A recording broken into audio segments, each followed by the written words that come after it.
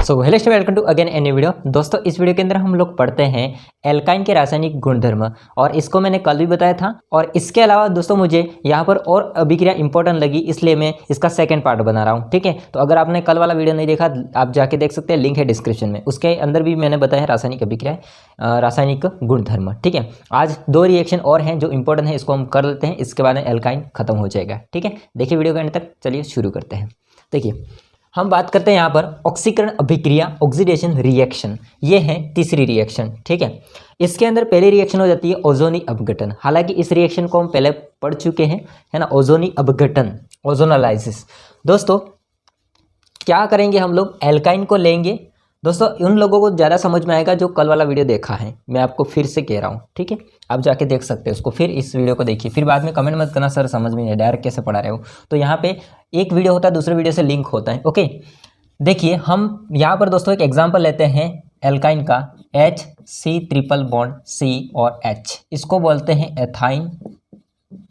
इसको क्या बोलते हैं, एथाइन, यानी कि एल्काइन है हमारे पास में। और इसकी अभिक्रिया करते हैं हम लोग ओजोन से। किससे करते हैं, ओजोन से, O3 से करते हैं। ओजोन का सूत्र क्या है, O3 है। ठीक है, देखो ओजोन से जैसे हम लोग अभिक्रिया करते हैं तो क्या होगा, समझना ध्यान से आपको। HC बीच वाले बॉन्ड को मैं लिखता हूं, यानी कि एक बंद को लिखता हूं, फिर C और H। देखो HC और C और H ऐसे कर दिया। देन ऊपर वाला बंद होता है, उसके बीच में एक ऑक्सीजन आ जाएगा। ऊपर वाला जो बंद होता है उसके बीच में एक ऑक्सीजन आ जाएगा। ठीक, और दो ऑक्सीजन और बचे, क्योंकि 3 ऑक्सीजन है तो 2 ऑक्सीजन होते हैं, वो नीचे वाले बंद के बीच में आ जाएंगे, यानी कि कुछ इस तरह से। इस तरह से दोस्तों यहाँ पर हमारे पास में एक ओजोनाइड बन जाता है। एक क्या बन जाता है, ओजोनाइड बन जाता है। दोस्तों इसको एथाइन कहो या फिर इसको एसिटिलीन कहो, एक ही नाम है। ठीक है, एसिटिलीन। तो एसिटिलीन होता है, उसका एक ओजोनाइड बन जाएगा, इसको कहेंगे एसिटिलीन ओजोनाइड।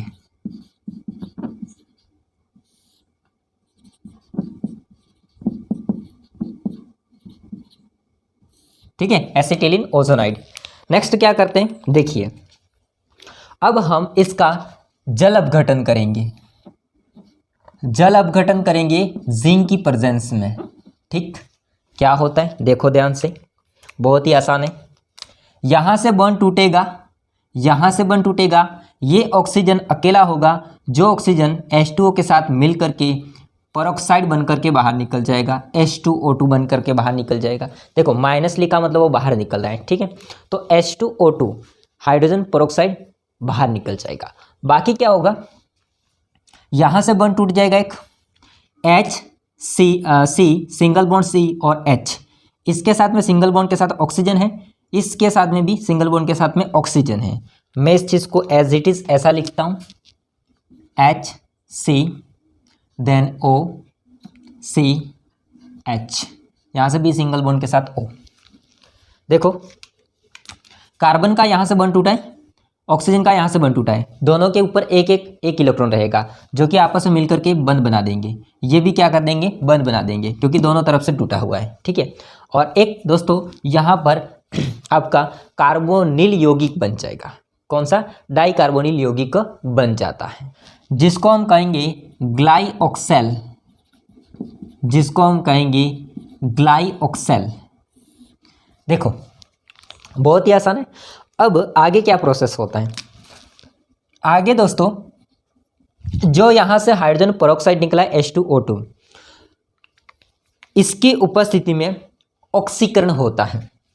हाइड्रोजन पेरोक्साइड होता है जो बाहर निकला हुआ है, उसकी उपस्थिति में क्या होता है, ऑक्सीकरण करवाएंगे हम लोग। यहाँ पे ऑक्सीकरण, हालांकि ये लिखना जरूरी नहीं है, बट मैं आपको याद रहे इसलिए लिख देता हूँ। ठीक है, कोष्टक में लिखना है मतलब लिखना नहीं है।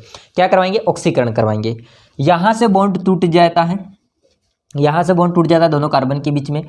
H2O2 को मैं ऐसे समझाता हूँ आपको, इसमें एक ऑक्सीजन एक हाइड्रोजन, एक ऑक्सीजन एक हाइड्रोजन, यानी कि 2 ऑक्सीजन और 2 हाइड्रोजन, टोटल मिला के हो गया H2O2।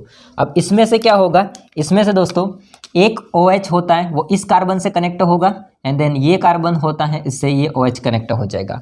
और दोस्तों क्या बन जाएगा, HC डबल बॉन्ड O और इससे जुड़ने वाला है OH।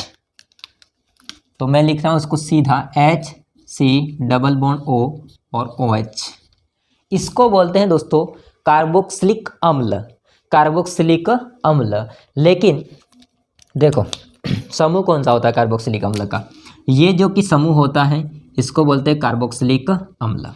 कौन सा समूह है कार्बोक्सिलिक अम्ल का, ये वाला। एक आगे H लगा हुआ है इसलिए इसको बोलेंगे फॉर्मिक एसिड। क्या बोलेंगे, फॉर्मिक एसिड, फॉर्मिक अम्ल। ठीक, तो ये रिएक्शन होती है जो कि किसकी, ओजोनी अपघटन, ओजोनलाइसिस की। दोस्तों इसके अलावा सेकंड रिएक्शन हम लोग समझते हैं एल्काइन का अम्लीय व्यवहार। डी है लास्ट, मतलब एल्काइन का अम्लीय व्यवहार। अम्लीय व्यवहार होता है वो डिपेंड करता है एस गुण के ऊपर। किस पर डिपेंड करता है, एस गुण के ऊपर, एस कैरेक्टर के ऊपर डिपेंड करता है। ठीक, क्या होता है समझते हैं इस चीज़ को। देखो हमारे पास में यहाँ पर मैं एल्केन को लिख रहा हूँ C सिंगल बॉन्ड C, और इससे जुड़े होते हैं 3 हाइड्रोजन, इससे भी जुड़े होते हैं 3 हाइड्रोजन, क्योंकि कार्बन होता है वो 4 बंध बना था, आपको पता है। ये हो जाएगा एल्केन, ये हो जाएगा एल्केन। नेक्स्ट एल्किन की बात करें तो कार्बन और कार्बन के मध्य डबल बॉन्ड हो जाता है। यहाँ पर भी H है, यहाँ पर भी H है, यहाँ H है, यहाँ H है, यहाँ पर है एल्किन, और ट्रिपल बॉन्ड हो जाता है तो वो एल्काइन होगा आपका। ठीक है, तो ये हो जाएगा एल्काइन।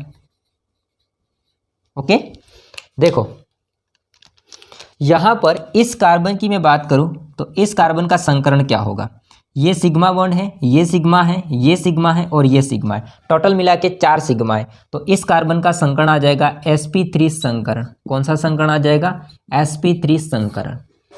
इस कार्बन की अगर मैं बात करूं तो ये सिग्मा है, ये सिग्मा है, ये सिग्मा और ये पाई बंध है, तो यहाँ पर टोटल 3 सिग्मा होते हैं, और पाई बंध होता है वो संकरण भाग नहीं लेता है, तो आपका यहाँ पर संकरण आ जाएगा sp2 संकरण। संकरण क्या होता है मैंने ऑलरेडी पढ़ा रखे हैं आगे की वीडियो में, ठीक है, चेकआउट कर सकते हो प्लेलिस्ट में। एंड यहाँ पे देखो 1 सिग्मा 2 सिग्मा और 2 पाई हो जाएंगे, तो इस कार्बन का संकरण कितना हो जाएगा, sp संकरण।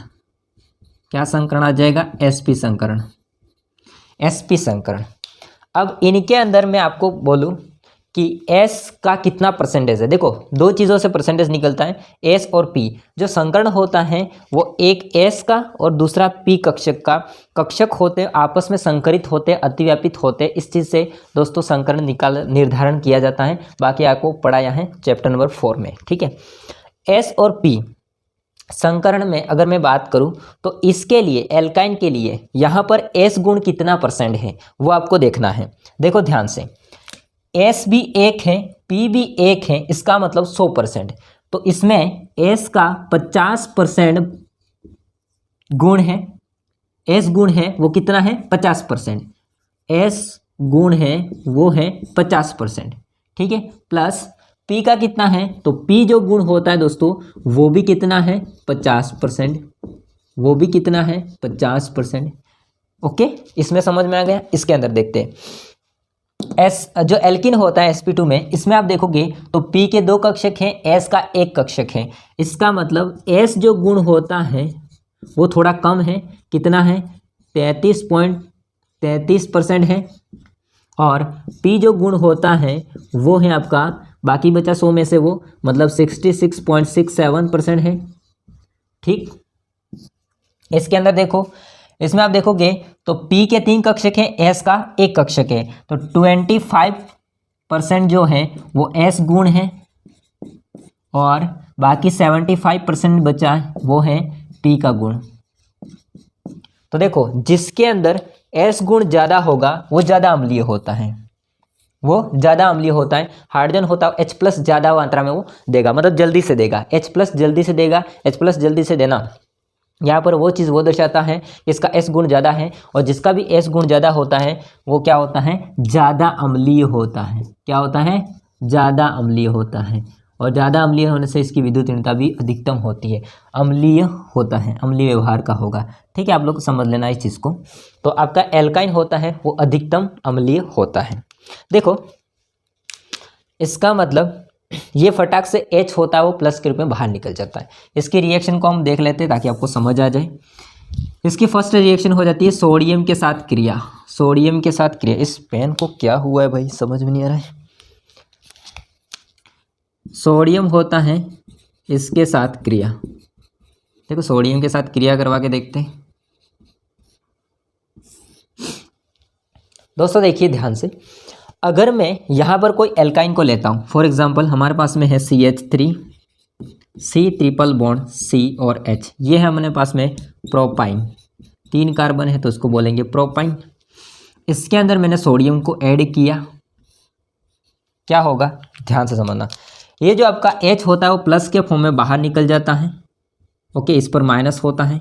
बाकी ये जो Na होता है वो H की जगह पे आके जुड़ जाता है। तो आगे क्या बनेगा, CH3, C triple bond C और Na के ऊपर पॉजिटिव चार्ज है और C के ऊपर नेगेटिव चार्ज है। ठीक है, ओके। ये जो चीज़ बनी है वो है आपका सोडियम प्रोपोनाइड, प्रोपेनोइड या प्रोपाइनोइड एक ही चीज़ है, हालांकि समझ लेना आप लोग, ठीक है, 3 कार्बन इसलिए।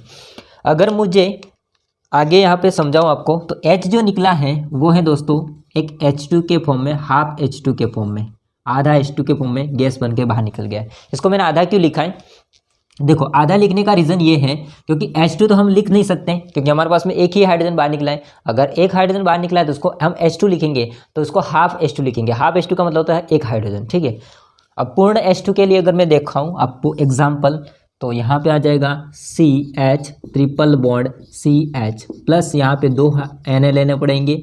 आगे मैं इसकी रिएक्शन कराऊंगा तो क्या होगा, ये हाइड्रोजन बाहर निकलेगा, ये हाइड्रोजन बाहर निकलेगा और 2 सोडियम इस पर लग जाएंगे। तो आगे क्या होगा, NaC ट्रिपल बॉन्ड CNa, इस पर प्लस, इस पर माइनस, इस पर माइनस, इस पर प्लस, बाकी आपका एक H 2 H2 बाहर निकल जाएगा, ठीक है। ये पूर्ण H2 कहलाता है। देखो ये क्या चीज़ बना, ये था एथाइन, ये क्या है एथाइन या एसिटिलीन, तो ये क्या बन गया, डाई सोडियम एथानाइड, ठीक है, इसको बोलेंगे डाई सोडियम एथेनाइड, ओके, आप लोग लिख लेना इसको। तो दोस्तों पहला हमने देखा सोडियम के साथ रिएक्शन, ओके, और एक रिएक्शन और है, मैं इसको करवा देता हूँ फाइनली। क्या होगा, यहाँ पे करवा देता हूँ, इसी की है, यहाँ पे करवा देता हूँ, ठीक है। वो है दोस्तों NaNH2 के साथ रिएक्शन, किसके साथ, NaNH2 के साथ रिएक्शन। तो सेकंड हो जाएगा NaNH2 के साथ रिएक्शन, सेकंड हो जाएगा NaNH2 के साथ रिएक्शन। NaNH2 को बोलते हैं सोडामाइड, इसके साथ क्रिया। मैं इसको डायरेक्ट कर रहा हूँ, देखिए CH3 C triple bond CH plus NaNH2 reaction करवाएंगे। देखो ध्यान से, यहाँ पर बॉन्ड टूट जाएगा बीच में से, इस पर हो जाएगा नेगेटिव चार्ज, इस पर आ जाएगा पॉजिटिव चार्ज, यहाँ से बॉन्ड टूट जाएगा, इस पर है पॉजिटिव चार्ज, इस पर है नेगेटिव चार्ज, विपरीत चिन्हों को आपस में कनेक्ट करना है। NH2 होता है वो H के साथ में मिल करके वो NH3 गैस बना देगा और NH3 गैस होती है बाहर निकल जाएगी, बाकी होगा कार्बन के साथ में सोडियम लग जाएगा। तो CH3 C triple bond CNa, okay, ये पॉजिटिव है एंड देन ये नेगेटिव है। इसको क्या बोलते हैं, नीचे लिखा हुआ है सोडियम प्रोपोनाइड बोलते हैं इसको, ठीक है। तो दोस्तों ये जो इंपॉर्टेंट रिएक्शन थी, 2 इंपॉर्टेंट रिएक्शन एल्काइनों के रासायनिक गुणधर्मों में या रासायनिक अभिक्रियाओं में। अब इसके बाद में आपका एल्केन, एल्कीन और एल्काइन, उनके भौतिक गुणधर्म बाकी है, तो मैं एक ही वीडियो में इसको क्लियर करवा दूंगा। इसके बाद ये चैप्टर आपका फिनिश हो जाएगा, तो कल के वीडियो में लास्ट हम इस चैप्टर को एंड करेंगे।